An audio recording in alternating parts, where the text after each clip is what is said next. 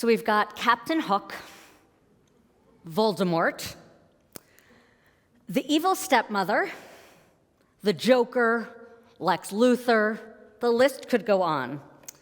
But one of the hallmarks, it seems, of childhood classics, be they books, fairy tales, comics, or the movies made from all of the above, there is the clearly definable hero and the equally clear villain. Good and evil are delineated, and in the Disney universe, at least, there's a happy ending where good triumphs over all. Part of our emotional development and our spiritual growth is the ability to begin to see shades of gray in the stories we read and consume and in our own lives. And oftentimes, we see those same shades of gray in our heroes, too. I will confess, an avid Royals watcher. I don't mean the baseball team. Sorry, Rabbi Sheeson. It's got nothing to do with the monarchy, really, nor must I say that much about them as people. I love, my college friends will attest to this, I love pomp and ritual, and very few do it quite like the British royal family. I was one of those. I woke up at 3 a.m. for Princess Diana's funeral. I did the same for Prince William's wedding to Duchess Kate. And once they release the official schedule, I have to imagine I will do the same for Queen Elizabeth. And yet, there is no doubt that she was a complicated figure at best, and the monarchy, for many, a problematic institution, to say the least. Reading it as we might a kid's book, it's tempting to ask, was she a hero or a villain? And the answer, as it so often is probably neither. Almost every official obituary opens with some version of this one, which I took from NBC News. As the death Thursday of Queen Elizabeth II prompted an outpouring of grief for millions across the world, it also revived criticism of her legacy, highlighting the complicated feelings of those who saw her as a symbol of a colonial empire, an institution that enriched itself through violence, theft, and oppression. And there's also the very real fact of her humanity, under all of the pomp and circumstance to which I am looking forward, to be sure, is a mother, a grandmother, a great-grandmother. As her son, now King Charles III, said, "The death of my mother, Her Majesty the Queen, is a moment of the greatest sadness for me and all members of my family." All this to say, legacy is complicated. I see it in my office when I meet with families in moments of loss. I see siblings who mourn very different parents, even if they were housed in the same bodies and homes. Sometimes we are mourning a person who was, or we're mourning a relationship that sometimes wasn't. In hearing these stories, and sometimes in telling my own, I'm deeply struck by the ways that we can remember moments so differently from the ways that someone else remembers that very same moment. Tetzei, which we'll read tomorrow, is notable for its attention to statutes. I believe, my colleagues will correct me, that there are 73 different laws mentioned within the parashah, from laws of war to laws of found property, from the deeply problematic story of the beautiful captive to the equally problematic story of the stubborn and wayward son. This portion really covers the gamut of civil and domestic life, and is usually the case with our parshiot that are actually focused on the Israelite society of the future, laws and boundaries defining their settlement when they reach the land. The parsha also looks to the past. We return, as we so often do, to the Exodus from Egypt.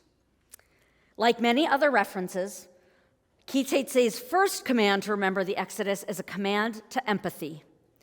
You shall not subvert the rights of the stranger or the fatherless. You shall not take a widow's garment in pawn. Remember that you were a slave in Egypt and that your God redeemed you from there. Therefore, do I enjoin you to observe this commandment. Rabbi Shira Milgram teaches that being Jewish is bound up in being vulnerable. We remember our suffering so that we will feel with those who suffer. We remember our suffering so that we will nurture the courage to speak out. We remember our pain.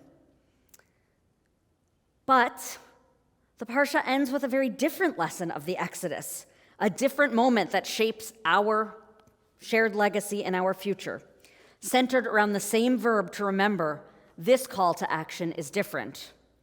Remember, Zachor, what Amalek did to you on your journey after you left Egypt.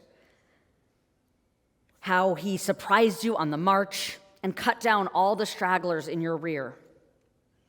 Therefore, when the Eternal grants you safety in the land that the Eternal is giving you, you shall blot out the memory of Amalek from under heaven. Do not forget. Here, too, is a response based on vulnerability, but not one that directs us toward empathy. Here is the vigilance, the alert to threat, even we might say a push towards vengeance that has actually marked our community over centuries.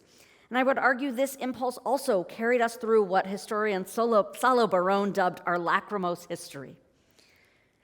But Rabbi Milgram continues, and she says, our memories, our emotional responses and primal narratives become encoded deep within us, forming our sense of who we are. When we're not aware of the ways we frame the world, those primal responses can wreak havoc in our lives. Rabbi Milgram concludes her teaching by saying the following: we are what we remember, but we can choose how we remember. She says we need to transform our pain into empathy, our fear into courage, and our mourning into joy. We need to remember that we were vulnerable and afraid so that we will fill our world with healing and blessing. Before adding my amen to that, though, I want to make a case for complexity. I want to make a case for not casting our public figures or our loved ones or ourselves as heroes or villains. I want to make a case for seeing our loved ones and ourselves as humans, flawed by nature. And I want to say that I don't think pain always turns into empathy, and maybe it doesn't always need to. Sometimes our mourning stays as mourning, and joy is found elsewhere. Sometimes our fear turns into courage, and sometimes into vigilance. So over the next weeks, we'll be reading, and I will be watching, endless tributes to and scathing critiques of Queen Elizabeth and her reign. And over the next weeks, our tradition teaches that 3 books will sit open: the book of life, the book of death, and another, which is a book of uncertainty, a book of liminality. On Rosh Hashanah, we're taught to imagine that those who are wholly righteous are inscribed immediately in the book of life, and those who are wholly evil, immediately into the book of death. Personally, I've always thought that those books must be mighty thin. It's the 3rd book, the book where we mostly make good choices, but sometimes we just make terrible ones, the book where we are flawed and messy, the book where we're sometimes angry and sometimes empathic and sometimes fearful and sometimes courageous. That's the book that's bursting at the seams. That's the book to me that's full of joy and full of pain and full of failures and full of hope and full of possibility. Honestly, that's the book I want to read, and that's the book I want to write. That's the legacy that most of us, from Queen Elizabeth down to little me, are leaving. And that, all of that, I pray, is how we will fill our world with healing and blessing. Shabbat Shalom.